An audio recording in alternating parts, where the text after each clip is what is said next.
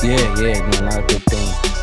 I wonder what I would love to hear what TK has to say about Kevin. I know he said he don't think he's funny, but as a businessman and now he does his shit, like I wonder what he would think. I don't either though. I mean, you do?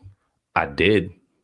Right. And it's not like a hate thing, like, but it's just like for comedians, like everybody's different that watch comedians. For me, like I get a different reaction. Some people, I'm just sitting there, I see people who just die, and I'm just like, what's so funny? He's like, that's like Kevin is for me. You never seen Kevin Hart funny though? Not even early before he got, is it because I think a lot of people, they look at him now and his superstardom, and now they want to throw the fact that he ain't funny. But a lot of his shit early on was funny as fuck. And when he came at people, and when he started with the chocolate dropper shit, that shit was hilarious on YouTube. Right. So what do you think it is? Like, do you think is this a stand-up? Because I think honestly, he's probably naturally funny, but a lot of people knock his stand-up. So what do you think? He just doesn't translate stand-up wise? That could be that. That's a real good point. Yeah, that could be that. I mean, the one, I think it was him versus Jamie Foxx. That was a real good one. Yeah, a lot of people think he beat Jamie. Yeah.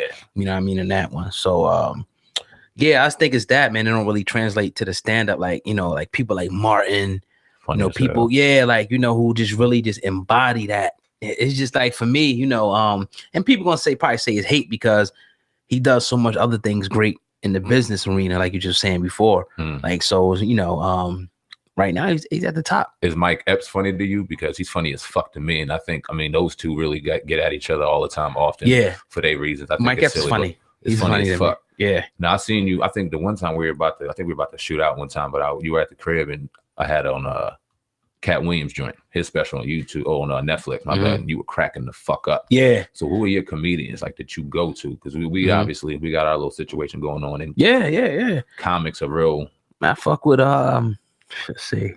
I fuck with Martin heavy. Like, this from the show, like this sense of humor and just, Martin. A lot of people got Chappelle up there, and he's one of the guys. I'm not gonna say he's not funny, but he's not, no disrespect to Dave. This in my time, I'll go with Martin. I love Cat Williams, Mike Epps. You know what I mean? And way more comedians than I do. It's not really my thing per se, but I mean, those are my top three, comedian. Of course, you got Richard Pryor, man. Greats like that. Chris Tucker is funny as hell. Chris Tucker is funny as hell. What's the other dude? Michael Blackson. Chris Rock. Michael Blackson. Chris Rock, yeah. Chris Rock's a funny dude. Yeah, He's on the main stage. Definitely. Michael Blackson, I've seen a lot of his shit. He don't get the credit he deserves because that's a naturally funny motherfucker too, man. Right. He ain't afraid to do. Yeah. It's a lot of comedians that their genuine love is just because they're not afraid to talk about anything, talk about themselves, talk about shit. Right. And that's dope because they really don't give a fuck. And that's what's naturally funny, talking about your faults and all that stuff. That's what made Richard Pryor the beast that he was. And Eddie Murphy was on his way, but he was like almost a carbon copy of Richard Pryor and probably Paul Mooney. You throw them two up in there. Eddie Murphy's a beast, though. A fucking animal. He's a beast, yeah. He only had two real comedy specials, Delirious, and then I think it was Raw. Right. And then he jumped out and then started doing all his fucking movies and shit. Right. He should have stayed in the game. But you don't think Chappelle's funny? Talk about Chappelle real quick. I see back in the day when everybody was watching the Chappelle show, I wasn't one of those cats that watched the Chappelle show. No disrespect. Wow, I'm just, certain things that certain people like, like some things you might like your parents like you might watch like the Discovery Channel or WWL. Like, I just got my things that I liked, and it just wasn't the Chappelle show, but a lot of people loved it, back in the day. But definitely worthy of all the accolades, though. I'm not gonna say he's not worthy of the accolades. Yeah, I think his comedy is definitely for a style, and a lot of people said that he really resonated toward the white crowd early on, and you can see that. You know what I mean? Before the Chappelle show really blew off and got toward the black ear and the black audience, a lot of people in the black community would say that he really was a white dominant kind of comedian. I would tend to disagree. I got his comedy. I got his style. I thought he was funny as fuck always. Right. But I got a different kind of style of personality. I guess it's just, you know what I mean? To each his own, to whatever ear. When you got a Cat Williams or Mike Epps is just going to give it to you in your face, and the shit's just naturally fucking just hilarious. Right. It's a whole different vibe than someone that's going to hit you with a punchline or something witty. People may not necessarily catch it until maybe they're talking about it. And then, yeah, that shit was funny as hell. When you think about comedians battling, like, if like, because we talked about Jamie Foxx and the Kevin Hart, and that's a classic battle. What do you think about that? And do you think that, because we got it in rap, I would love to see some comedians, like, the people that's talking trash, Mike Epps, Kevin Hart, get in the ring and just get it on for $1 million and whoever win. You know what I mean? But a lot of people are gonna be scared to do it because of obvious reason. What you think about comedian battles? How great it would be for the people. How dope it would be for the people to see your Kevin Harts and your Mike Eppses and your TK Kirklands and your Corey Holcombs and your Lavelle Crawfords and all your comedians. Just the real raw ones that can get busy out there. You know what I mean? Lil Rels get out there and do it, but people are so worried about their brand and their persona. You know what I mean? They can't tarnish that. They can't fuck that up. They can't mess up that bread at the end of the day. And I think if someone would happen to take that quote unquote loss, it would mess up their brand. But would it? Because it would be all in good comedy. Kevin Hart, a lot of people they shy on him, but like we said, he can go. He can hold his own. He can hold his own. Yeah. Mike Epps can hold his own. Right. Jamie Foxx can hold his own. We've seen all these roasts. Why can't comedians? Wouldn't it be dope? Because we've seen all these roasting shit. Even if comedians came and just roasted each other, we had a Kevin Hart roast, but Mike Epps was roasting them, and your Corey Holcombs and your comedians that really kind of come at him. Right. They go at him. Do you think Kevin Hart would be too sensitive to something like that, or you think that? I was just gonna think that, like, I'm like, oh, these niggas gonna start fighting at some point, like somebody gonna end up, people gonna have part of their bodyguard or security. Might end up in a melee because people are gonna get in their feelings, and I don't know if these guys can take, because their egos are so big, somebody roasting the shit out of them. That's Imagine corny. Somebody just getting roasted and you seeing Kevin Hart getting devoured or Mike Epps getting devoured in front of everybody. Just wouldn't look good. Man, you know what I mean? I don't know if I could sit there and take it, but you've seen a lot, man. There's a lot of people. Richard Pryor got roasted. He talked about him being bisexual and all that shit. He let it all out there. So is it a day and age now where people are just too fucking sensitive? Because this wasn't a conversation back in the day. We remember the Def Comedy Jams and how they destroy people out in the audience and destroy each other. We remember just the old, just how it was no filter, no worry about anything politically correct, none of that shit. It was just in your face raw comedy. You could talk about whatever you wanted and say whatever you want. Facts. So what is it? What's the difference? Is today's comedian just too sensitive? Because this wouldn't happen back in the day. You wouldn't hear Eddie Murphy, Richard Pryor, Robin Harris, Red Fox saying this kind of shit. It's all hands on deck. There's a lot of sensitive niggas in this. You know what I mean? It's this whole this how I go, man. Everybody's the king. Everybody, the king of the comedian world or the king rapper. So nobody can be wrong. Everybody's always right. Nobody ever took an L. So I don't think that we would ever see it, though I would love to see it. I would even be willing to put the money up, for something like that, if it was beneficial. It'd be dope. You know what I mean? Yeah. Both of us coming together and putting the money up for something like that. Let's say you don't even do a win-loss. Like, let's just say y'all just go out there and battle. You know what I mean? And talk just for comedic rights. Even if y'all just had a show in the crowd, who won, blah, blah, blah, have people screaming names, but we don't say nothing. Right. For the respect, you know what I mean? And threw that up and chopped that up into a series. That's not only a great business move, but in a day and age where there's not enough laughter out here, it'd be pretty fucking funny. I think it would. It would be good for the culture. Do you think people like Kevin Hart, do you think Kevin Hart is too commercial? Did he turn into a commercial comedian? Because you said earlier you was like, oh, Kev, he was funny in the back in the day, but now he's not so funny. Why? He might be overly stretched. Honestly, he's in his ventures is crazy. He's into so many things. He has the Heartbeat Network. He's in movie after movie after movie. Obviously he has up here. He's about to get into a UFC league that we're going to get into once we talk about the podcast a little bit. But it's like he might just be getting World War II thin. And I don't want to say that stand-up comedy is on the back burner, because he'll always say first and foremost that his stand-up comedy is the catalyst of him. You know what I mean? It all starts there. But when you look at the one he did out in Lincoln Financial Field, I forgot what that was called, and then he has one coming up now where he's getting into it. Although they're very personal, they haven't got you, and it wasn't as funny as your Grown Little Mans and your ones of before. And when he was Kev Hart the Bastard, like that kind of stuff was funny to me when he was on there. You know what I mean? He was the little dude, but we all know the little dude playing the big dude, and he rolled that wave, and it was funny as hell. But now, you can kind of say he's getting commercial, but I'm not one of those that, even though I'd say he's commercial now, I'm not one of those people that get off the Kev Hart bandwagon. I don't think that what he's doing is, what else do you want the brother to do? Not elevate? You feel me? Like, is he not supposed to take certain movies? The little blue blouse he had on the Saturday Night Live, Nah, it's not that. I just think that's like, why could you stop being funny? Shouldn't you elevating would mean that he would be getting funnier, not, getting less funnier. You know what I mean? So I think that, he should be evolving and getting better. You know, I mean, you said he wasn't funny, you know, more. You see like a Eddie Murphy, right? He did the 2 stand-up comedies. He did the 2 joints, and then he went to movie. He went to mainstream. He did what Kevin Hart was wanted to do, what aspired to do when it came to movies and comedy. Kevin Hart eclipsed Eddie Murphy in numbers when it comes to the draw on a stand-up comedy show, and now doing movies. Kind of, you could say that he's disaged Eddie Murphy when it comes to comedians in movies. When it comes to the transition, you didn't see Eddie Murphy continue stand-up comedy once he really got in a movie mode. You kind of see Kevin Hart trying to stay in that lane, stay in this lane. He has the shoe thing. Like I said, has his hand in so many things. I'm thinking maybe he's just worn too thin. Maybe he needs to get a better set of writers and people really going in there and digging and getting him going again so that he can deliver that role that people that genuinely grew up liking and loving Kevin Hart and got him to where he is today can kind of get him back too, because a lot of people and a lot of criticism he has is that, a lot of his shit's watered down. I can't disagree with that. But we both will agree he's genuinely funny. He gets in there with a bunch of comedians. That motherfucker he's gonna do his thing. He's gonna stand up and it's gonna be hilarious. So no doubt. I don't know, man. It's one of those great debates. It's one of those discussions that, I mean, we would have to sit down with Kevin Hart and talk about, and somebody would have to have the balls to really ask him that question. Yes, sir. We seen Damon Dash, shout out to Dame Dash, came out of Griggs, in this book, Culture Vulture. He, you know what I mean, was one of the people that really got Kevin Hart on to the movie platform. Dame Dash really started that. And Kevin Hart really, you don't really hear too much about that from Kevin Hart and things like that. But it was opportunities like that that got Kevin Hart to where he was. So he needs to just kind of maybe gravitate back to where those roots that got him to where he was. And maybe we see that Kevin Hart old.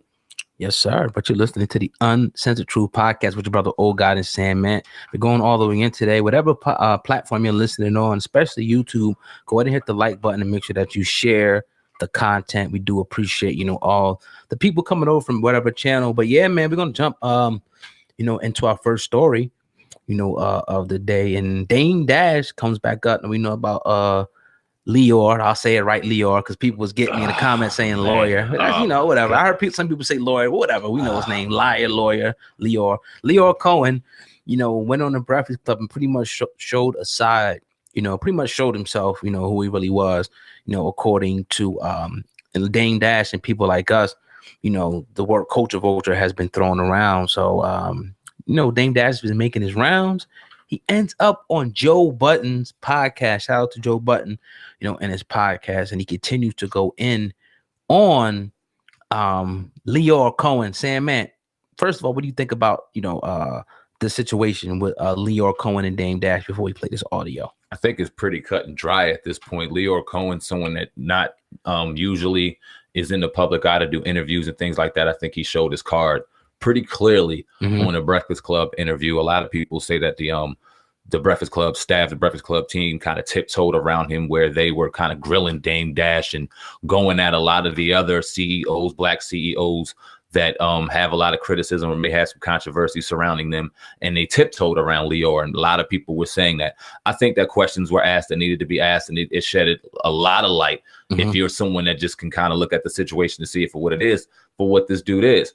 Yeah, he takes the culture blind. He's going to take money. He doesn't care if you're going to rap about it. He's basically going to hold you up to your own standard. If you're going to do it and you're going to sit there and take drugs, and I'm going to make money off it. But the thing is, and the biggest knock to him is, why can't he do it with why can't he do it with his culture? Why come over here and do it and take away from ours and give back to yours without even feeding it back? If you genuinely care and you physically with your eyes clearly see that there's a problem with some of these young people, young rappers within your label, why in the hell do you call on it and do nothing about it to help and rehabilitate? Facts. If your main premise and main purpose is to just take and give to yours, it's clear. And he said it.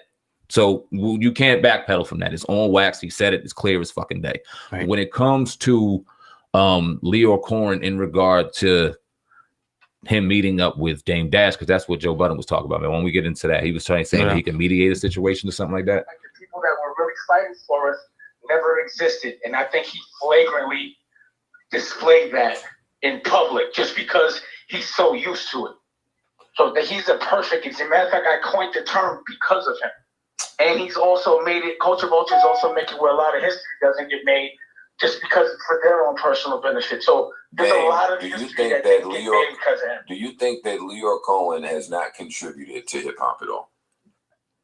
What I think he's done is exploited it, and I don't think he's of it. And that's all I'm addressing. I don't care what he's done for it. Yeah, that's but when question. You say he's not of it, I'm not saying that it discredits anything he's done. But just because someone's done good for hip hop, if he's a child molester, he's still a child molester. So all the good doesn't. All the molesting negates every bit of good that you do. If you hurt the people, especially my people, and you make it where. Let me ask you a question. Don't you think it's a little foul that Todd Moskowitz and Joey and Julie Cole have jobs over, got girls like Shari, Brian, all the black girls in the industry have to work for all of these white people that don't know nothing about music? That's what he's done. He's killed our nepotism. He's used his nepotism. Todd Moskowitz can't even dance. He's a lawyer. How does he get a job over someone from our culture? Why does Shari have to work for Todd Moskowitz or Julie Greenwald? Or why does Tina Davis not? Why does Tina Davis isn't running one of these companies? Well, I don't understand that.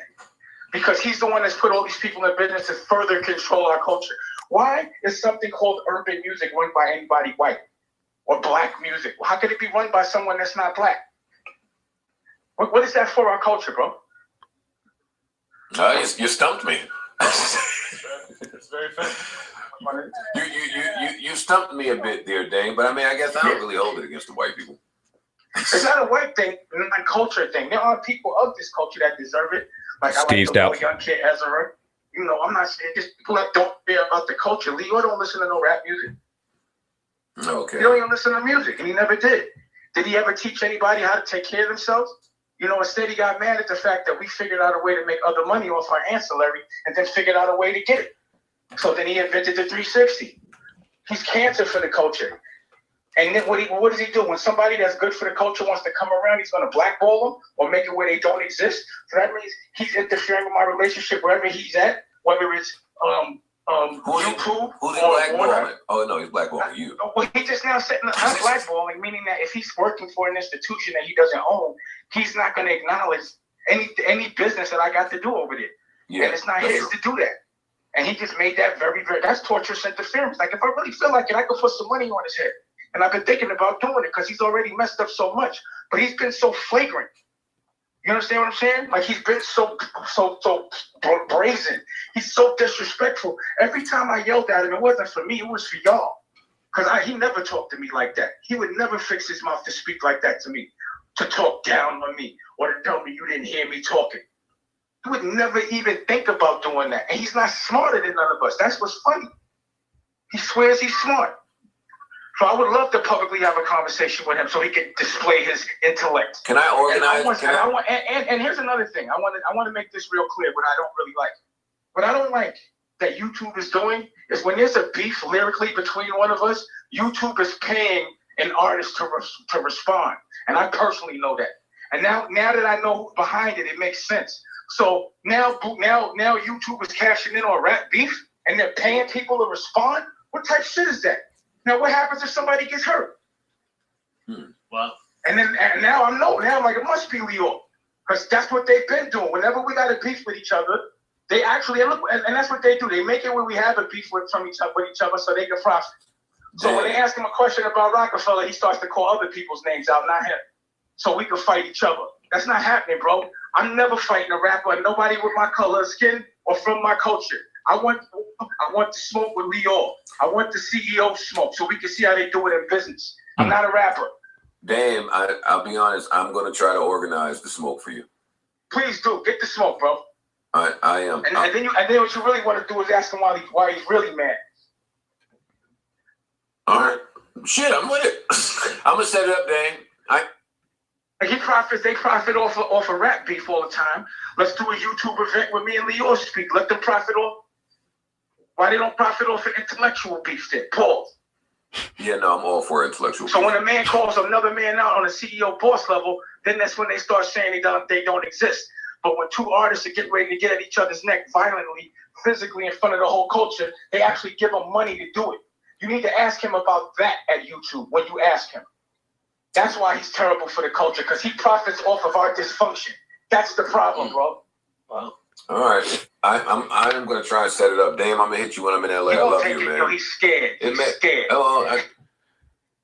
It's a lot there. Yeah, it's a lot. That's a lot. I do agree. I do agree with a large portion, of what Dame Dash, said there, about that. Historically, we seen that. You were just saying a few minutes ago, how these people could come into our culture and benefit off of, all the things that we do and then take it back and feed their culture without ever giving anything to ours. So when they are, I don't know about that claim of him saying that YouTube is paying artists. I don't know, how true that is, how factual, that is. But that's a whole nother situation. But the culture vulture thing is very real. It's very and another thing is the control. And this is one thing that always it baffles me how, we could be generating so much money for these companies. And Jay-Z even spoke on it before. And that's another conversation too. We could generate these billions of dollars and we only getting pennies of this. It takes me back to the book called $40 Million Slaves, where it's just like NFL, all these different industries that we are in, and it seems to be controlled, and we really don't have control because the people at the top are the people who not necessarily have the best, for the culture or us, but they just have the best, for their pockets and whatever the bottom line. You heard Lyor Cohen come on the air and say, yeah, he knows that, that these artists are promoting, drug use, getting people high on opiates and whatnot, but he don't care. He's still going to do it because he has people to feed. Somebody like that will be considered, an enemy and toxic, to a culture who is downtrodden and is trying to bring themselves, up, so-called, what they say, the saying is by their bootstraps, So if you're trying to bring yourself up and you got people constantly, doing things to pull you down, you got to call that out. We cannot sit back here and demonize Dame Dash for calling out what's real. This is real, and it's something that's been going on for a lot of times, and it goes on in damn near all the industries, that I ran. So I can't really argue against what he said. It's a wake-up call. Lyor Cohen, right? He's the scapegoat. Let's say the scapegoat for a lot of shit. And I don't mean that in a bad way because he deserves everything that's coming to him. The 360 deal is the easiest way to put an artist behind bars and shackle him for life. That's nothing but a death sentence when it comes to an artist and their dreams. We shouldn't be surprised that he's doing exactly what he's doing, which is taking from a culture and giving to his own. It's happening everywhere around us. It's been happening since the beginning of time. We shouldn't be surprised by that. Shouldn't be surprised that he's doing exactly what he's doing. What we should do is put money and plant seeds into our own, build them up so that we have something to go on. That's what Dame Dash been preaching. Another day, another time. We'll get on that when we have to. I'm glad that he alluded to that it doesn't have a color, because I want to talk about the 360 deal in particular for 1 second, because there's a lot of labels below your main labels, right, that have this little bit of quote unquote independent money, or may have had fame in back in the day, may have had a little something. So they have a little bit of a foundation to stand on. And they throwing out 360 deals to these hungry artists below the main artist every fucking day. Yeah. All day long. Selling them a dream, selling them name, selling them perception, selling them clout, selling them all the bullshit, because a lot of these artists don't properly have their paperwork, can't afford lawyers, can't afford proper publicists, can't afford people, the right people in their ear to let them know, nah, this is nonsense, nah, this is this, nah, this is that. So they sell them on perception, they sell them on a dream, give them this contract that's essentially is nothing more than a 360 deal to hold them forever. Meanwhile, not realizing that the business that they just got into allows them to have tax breaks, allows them to gain money financially when it comes to the government, the business. So essentially what these smaller labels are doing to try to cheat and gain kind of financial gain for their other bullshit that they may have going on is they're pimping out their artists with their social security numbers, with the business aspect of it, and the artists have absolutely no idea what's going on under them at all. It's the devil him fucking self. Culture vulture to an absolute T. Taken from your culture for financial gain of your own. Maybe not on the grand level to where you're going to get exposed, but you're doing it every single day to every single artist. I see it all day long. It reeks. Right. It's terrible. And they need to be exposed to, and they will eventually. 6ix9ine. He talked about 6ix9ine early on, and Lyor Cohen threw some shots at 6ix9ine, right? And we all can. He's easily able to throw shots at. He's a clown. You know what I mean? He does his perspective. But one thing that you cannot deny about this young dude right here is that he's getting money, and it's not thanks to the label. And they don't like it. They can't stand it. And when Dame Dash brought up the situation with YouTube, it got my bells ringing. I was like, 6ix9ine has all of his content Instagram, YouTube, whatever he throws out is monetized. So if he's going to have a beef, he's getting the money. Not you, not them, not anybody else. He is. They don't like that.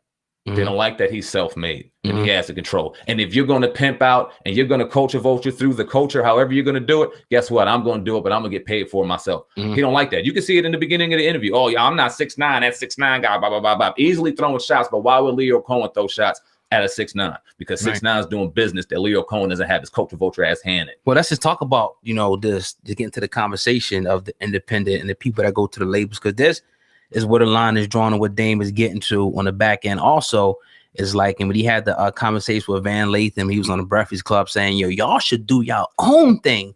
Why are y'all sitting underneath this corporation and company? You know, you making good money and all that, but you could be doing your own thing, getting this crowd and you controlling the situation. So when things come up like different scandals and stuff, you can't be fired from this job because you own it. So you have to salute people like 6ix9ine and, you know, plenty of artists that came before him that did the independent thing. You got a lot of people in the South, you know, have been doing the independent thing for a long time. They've been hip to it, you know what I mean? But, you know, again, it's the allure of the label, you know, and right now, and this is what Dame is trying to tell you, you really don't need a label. But if you're lazy and you don't want to, get up and do things on your own and learn and read, we got computers in our pocket.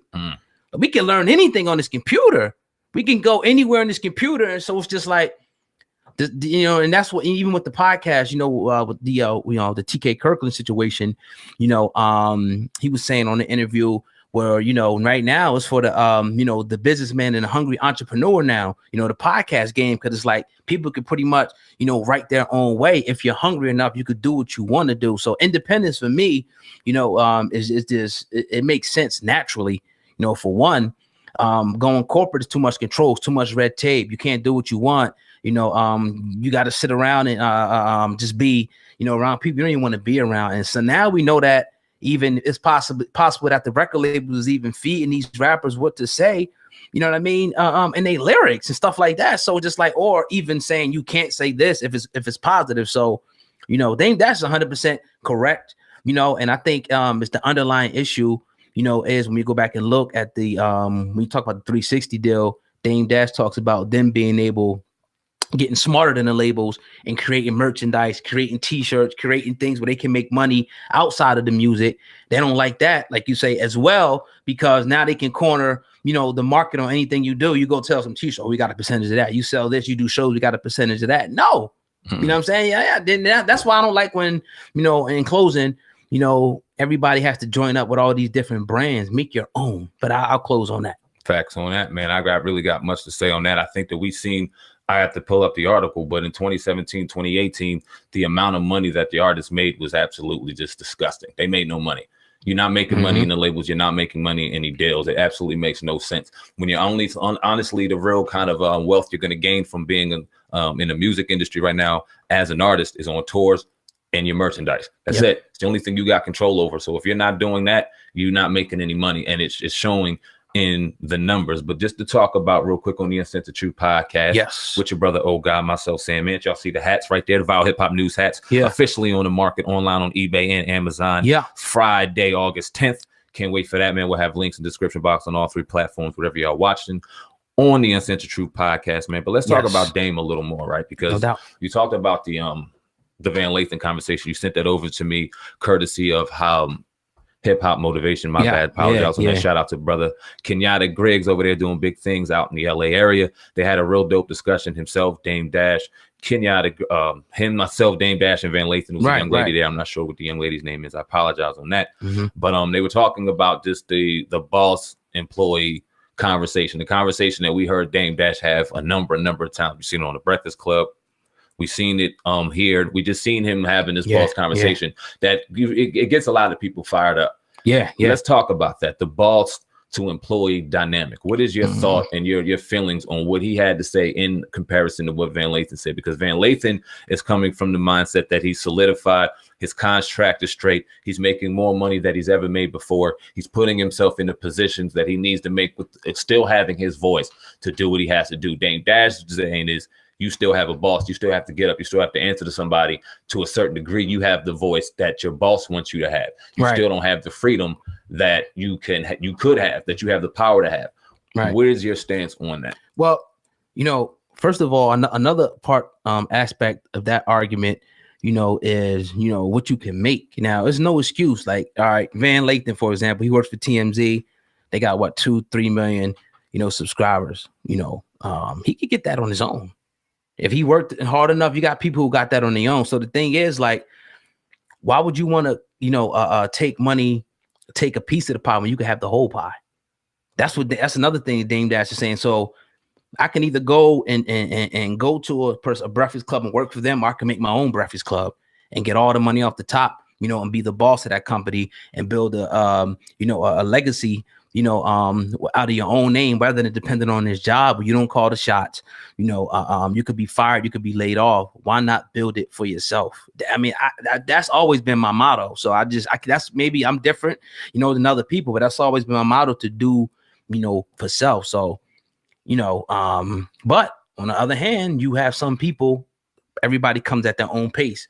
Some people may get it later in life. Some people, you know, and it's a reason why, and this is no disrespect to people who got jobs, but, you know, when anywhere you go, you got employees, you got supervisors, you got managers, and you got the CEOs. It's a reason why everybody takes, you know, some people are just made to go to the factory and work. There's nothing wrong with that. You need those type of workers. Don't mean you got to treat them wrong or nothing like that. But then some people are just made to be CEOs. You know what I mean? So the cream of the crop, you know, is going to rise. That's my opinion on that whole dynamic. Definitely. Dame Dash has a real, just a great ability to kind of put you in a situation that's uncomfortable, because I think every man, when they look themselves in the mirror or they look themselves in the face at night, no one wants to answer to another man. Nobody. When you go to a job, and we've both been more so on the employer side, where I can say I've been in the job system a lot longer than I've been in an entrepreneurial seat. And I damn sure can attest that this seat's way freer, this seat's way better, this seat's way stronger. You feel right? But to be more so on the other end and to be able to attest to it, no man wants to get up and have a dude that, you know, can't have as much talent in your fucking pinky nail and that he does in his whole body, telling you when you can leave, when you can go. You got to regulate and ask when you can go on a vacation with your family. If your kid has something going on in school or has a tournament or has a game, you got to make sure that you're off because this dude or this woman told you that you can't or you're not allowed. And then you really look at the wealth and the money that they put you on. It's disgusting. It makes absolutely no sense. It barely gets you by in your family. What man wants to call himself a superhero to his kid when he has to answer to another man? Dame Dash answered them motherfuckers that on the Breakfast Club, and he had envy hot. That's because when envy really looks at the situation, it's like, damn, he's right. But when you're financially comfortable, when you have the boss situations like envy does, and like you said, it's no knock to envy. But I'm not. Envy's a boss. He's doing his thing. He has the real estate. He has the Breakfast Club, DJing. He's doing his thing. But when you really look at it, you gotta be there at 4 a.m. in the morning. He could be Monday fired. to Friday. Yeah, he could be fired. He has to be told when he can't go on vacation tomorrow. He may be able to go on vacation to the best spot, but he can't go when he wants. And I think that's what Dame Dash is ultimately getting to. The shackles aren't off until you say what goes. And every man, I think, wants to be that situation. He threw another shot at him. I don't know if you heard this at DJ Envy when he said, I saw somebody on the jet, and I seen this picture. Envy was on the jet. It was the iHeartMedia jet. He was like, how can a man be happy? You know, you're on another man's jet. That should say, you know, this person's jet. It should be, you know, saying man's jet, an old guy's jet, not, you know, iHeartMe or whatever, you know, jet like that, you know, and I get both sides of it. You said, and is, you know, but it's just like, at the end of the day, like, you mean to tell me that the Breakfast Club, you know, couldn't do their own thing and get just as much? You seeing it now. Charlamagne got his own lane. Envy got his own lane. Angela Yee got her own lane. They all got their lanes, and they both are all killing it. Right. So how you telling me they don't? If they shut down the Breakfast Club tomorrow and them three said, you know, we're gonna do our own thing, dropped all their links on social media, you think they wouldn't have 5 million people on that network going? Yeah. How dangerous is that freedom? But why don't we do it? Because they couldn't even blackball that. He brings up another great point. Lyor Cohen is blackballing me. Blackballing me from what? If I own everything and I'm my own boss, what are you blackballing me from? Right. I can still distribute my own movies on my own network. I still have my own clothing line with Rachel Roy. I still have food. I still have the dispensary. What are you blackballing me from? People want to talk about Dame and get on this, or pocket watches bread, and we talk about investments, and we talk about money, but in the context of business. We don't give a fuck how much this brother has. I can care less how much he has at the end of the day. But when you really look at it, people like to talk about him, but he's a genius. He's an OG in the game, and people he says things in a manner of way where he'll check you, and it's hard to kind of, as a man, stand up to that, especially when you feel as though you're solidified. But every man, I don't care who you are, look yourself in the mirror as the alpha. Look yourself in the mirror as the person that has to provide. Not that the woman is not just as equally as strong as the provider. You see the women hunting for the food. They're the absolute strongest. They're the lioness of the group. But the man looks at himself as the person that has to provide. Right. They have to figure out the way. It's in every man's natural DNA to do so. So no man wants to go to another man and go, can I leave? Can I do this? Can I do that? Can I go on vacation? No, they want to be their own boss. Right. And I think that's all Dame Dash tries to get to. I think that's all what we strive to. But that's a hard look in the fucking mirror. And it ain't an easy road either. At all. What I mean? A lot of people think that it's easy to go get up and go to work, and be told what to do and get given a schedule and you got to be here. But to get up and motivate yourself and to go out and make things happen when nobody's there to tell you. Because remember, all our life, we kind of been told, where to go. You got to do this. You got to brush your teeth. You got to go to church. You got to do this. When you get to a world where you can do whatever you want, it's just like you got to be really disciplined, in your approach, every day to make sure, that things actually, get done. And a lot of times you're not going to have, and another thing is you're not going to have people that really understand you too much. That's why it's good that me and you can build and stuff. We're going through a lot of the same things together, because you can't talk about, the CEO struggle, per se with your girl or this person. They got a whole different conversation. You know what I mean? So yeah, definitely. It's crazy because I remember that day that Breakfast Club interview. You might even threw me the link, and I remember him saying, like, how can you look yourself in the face and your kid's face and see yourself as a superhero when you have to have a boss? And that was right on the heels of me having to go to work. I had to throw on my suit, my fucking name tag, go out there and talk to these folk at these bars and various clubs, and it made me sick to my stomach because I knew what he said was right.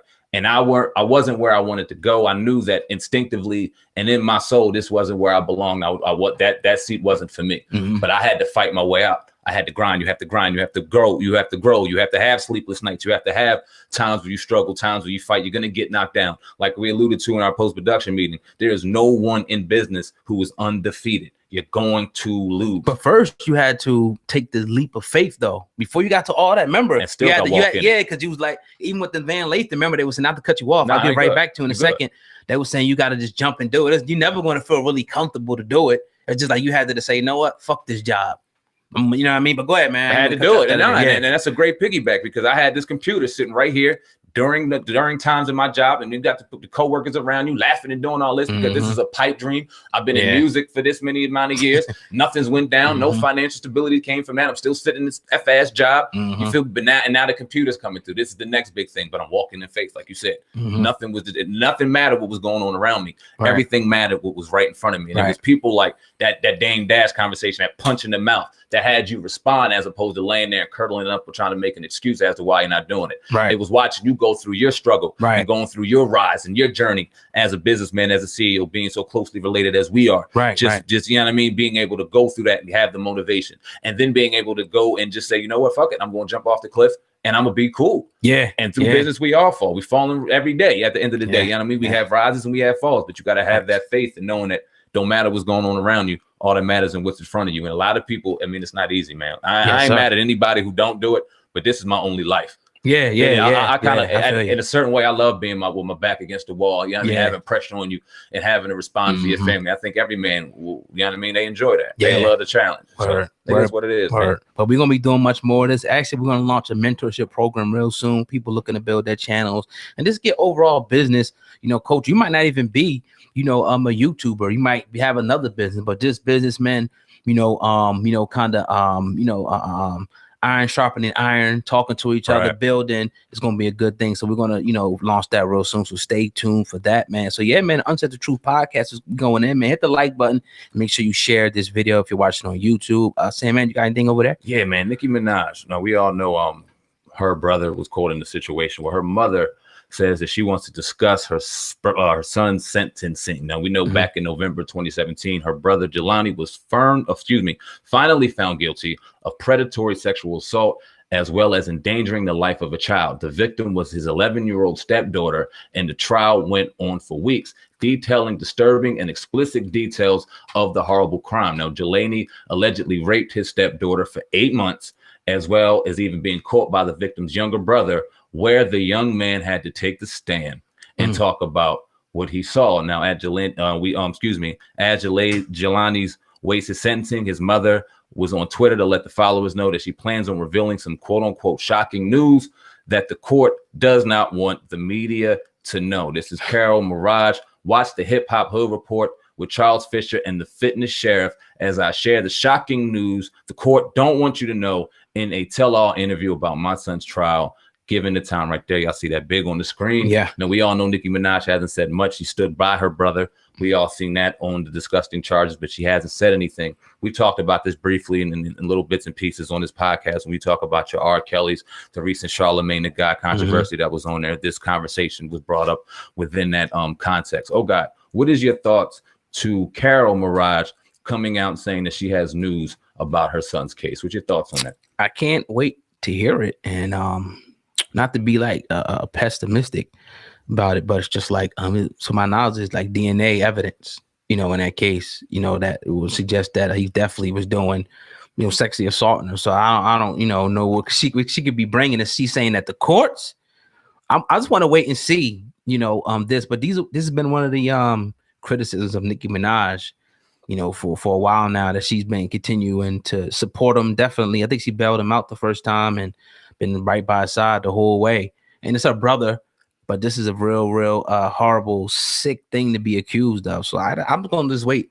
and fall back and see what she got to say. Yeah. You know what I mean? At this point, I can't wait. Yeah, my ears will be wide open, and we'll talk about it tomorrow on the podcast. I think we'll definitely have something to say in regards to what she has to say.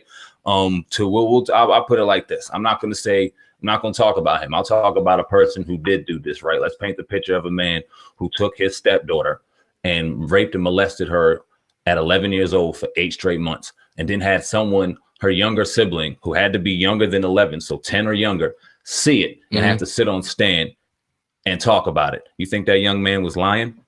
Let DNA and all that aside, you think that young man had it in him to understand what he saw? That's what I'm saying. To say that. Right. You think that girl, that 11-year-old, if she had what it took to sit on that stand and detail all the horrific things that happened to her, do you think she had that at 11 years old to lie?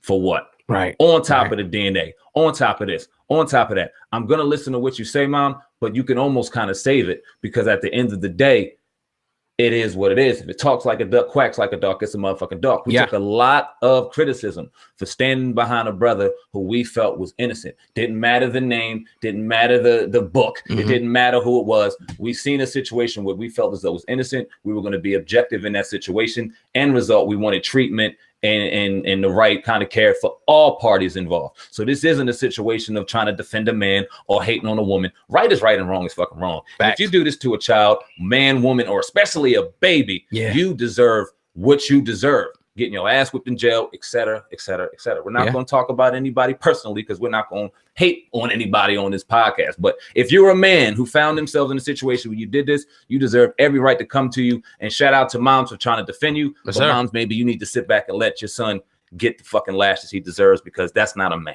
Yes, sir. But you're listening to the Uncensored Truth podcast with your brother, Old God and Sam. Man, I got one more story that I want to get to. I just seen up here. I want to get to this one and get your thoughts on this, Sam, man. Everybody listen, hit the like button. Make sure you share this video. All right, T.I. is being sued for fraud by former employees of a failed restaurant. Now, they're saying T.I. has ran into legal trouble once again after reaching a $78,000 settlement in February with a group of ex-employees from the Scales 925 restaurant in Atlanta. Now, the artist is being accused of fraudulently transferring $40,000 to himself and business partners instead of paying off the settlement to the employers that he owns of the restaurant. Now, the Blast reported on Monday, August the 6th, that in court documents obtained by that site, that T.I. settled a $40,000 lawsuit with his business partners and hid the payment from his creditors, keeping the money for himself. Now, this is all, alleged, obviously. I'm just reading this. Now, the former employees say that T.I. only paid them a portion of what they were owed and believed they were entitled to the $40,000 that he received. Now, T.I. has not yet responded, to these claims. So this is what's up right now, according to the Blast and XXL. Sam, man, what do you think about this? You know about the restaurant that fell down in Atlanta. I know you're aware of that. What do you think about T.I., allegedly hiding his money from 40 racks. You know, the more you get deep into business and the more you really start understanding the lingo, this kind of information becomes less and less shocking and awing to you. Like you begin to get a little more of a shell towards it. This is business. The lawyers are going to work this out.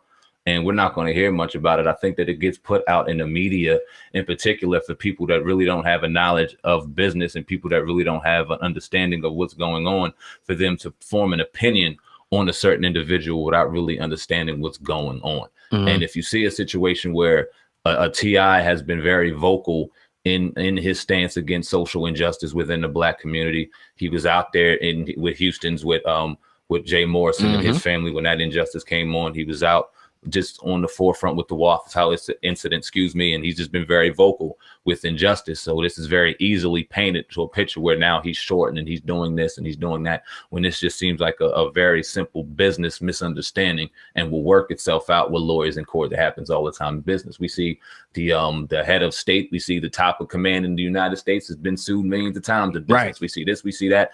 It happens. You know what I mean? And like I said, once you start really getting into the game and understanding business, this kind of thing you really understand is just normal.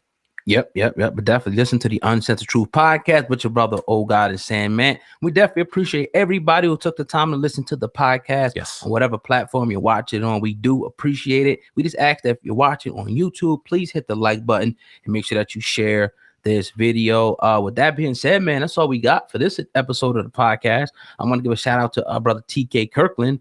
And once again, go get Gangsta Conversations coming out real soon. Yes. And the link will be in the description box, for his new hip hop comedy. I'm telling you, it's hot. You can pre-order it right now on iTunes. That's all I got, Sam, man. Y'all see the hats we wearing right now, these Viral Hip Hop News hats. Real dope. If you're listening on SoundCloud, iTunes, whatever you're listening to, you're watching on YouTube, you'll see a link in the description box to go to eBay or Amazon. Available August 10th, your official Viral Hip Hop News hats. Shirts coming soon, motherfucking mugs, whatever you need. Yes, sir. The merchandise is flowing. On SoundCloud, like I said, you go to Viral Hip Hop News on either Amazon or eBay. You'll find a great merchandise right there. I appreciate each and every one of y'all support.